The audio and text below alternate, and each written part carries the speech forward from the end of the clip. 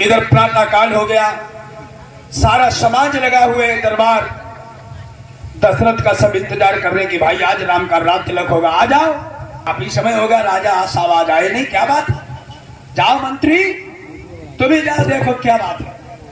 तो इधर मंत्री सुमंत कचहरी से बर्खास्त होकर के महलों में गए। तो महलों में जाकर के क्या देखा कि रानी कैकेयी खड़ी है और दशरथ रानी कैकेयी के चरणों में पड़े हुए।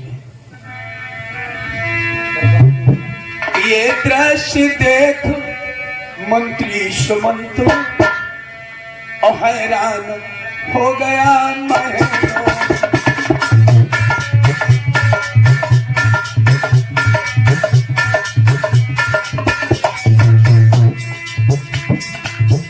मंत्री सुमंत ने देखा महाराज दशरथ जमीन पर पड़े हैं, रानी खड़ी है।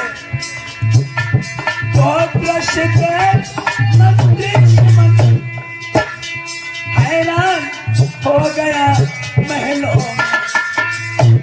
आया तलाश में राजा की, पर आप हो गया महलों।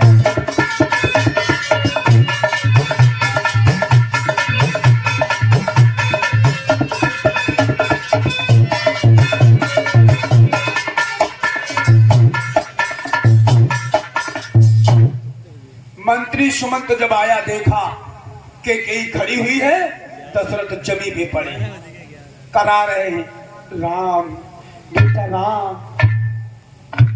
मंत्री सुमंत दशरथ पास जाने को थे, कैकेयी ने रोक लिया, रुक जाओ। तो मंत्री सुमंत कहने लगे रानी ये दशा क्या है, महाराज धरती पर क्यों पड़े? तो बोले सुमंत तुम्हें सब कारण पता लग जाएगा, जाओ बेटा राम को बुला लाओ। मंत्री सुमंत वहां से चला, राम को बुला करके लाया। राम बड़ी तीव्रता के साथ में आते हैं और आकर के जैसे ही अपने पिता को देखा, माता को देखा, लेकिन राम पहले पिता के पास नहीं गए। इतनी देने दशा देख करके भी कैकेयी से पूछने लगी, मैया एक बात बताओ, हमारे पिताजी को मूर्छा क्यों आ गई, ये जमीन पे क्यों पड़े रो रहे हैं, बात क्या है? राम पिता से कहते हैं पिताजी क्या हुआ? कि बोले हे पिता हुआ यह क्या, अब क्यों तुमको मूर्छा आई है?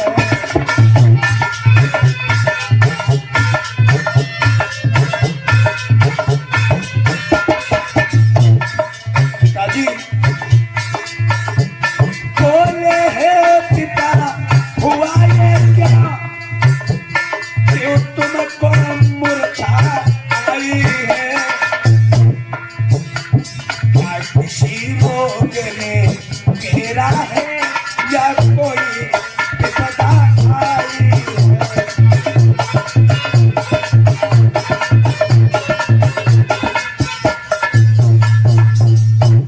महाराज दशरथ के पास राम गए और बोले पिताजी क्या बात है, आपको मूर्छाबंद क्यों आ गई, आप मूर्छाबंद क्यों हो गए? जब इतने शब्द राम के शब्द दशरथ के कान में पड़े तो धीरे धीरे आंखें खुली और राम की छवि को देखा।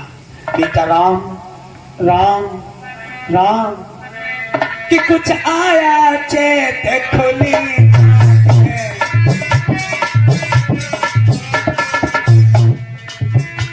फिर एक शब्द मुख से निकला, धीरे धीरे तब होठ हिले, हे राम शब्द मुख से निकला।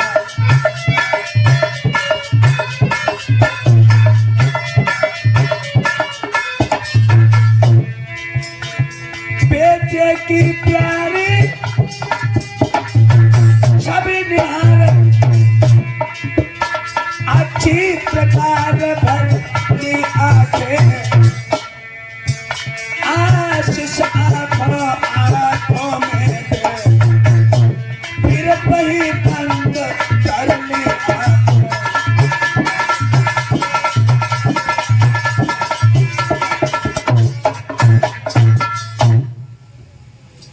राम से दशरथ ने देखा राम को, देखते देखते कराते रहे, राम के रूप को आंखों में बंद कर लिया। दशरथ फिर मूर्छावंत हो गए। तो कैकेयी से पूछा राम ने कि आखिर बात क्या है मैया, ये मूर्छावंत क्यों हो गए, बात क्या है? तो कैकेयी कहने लगी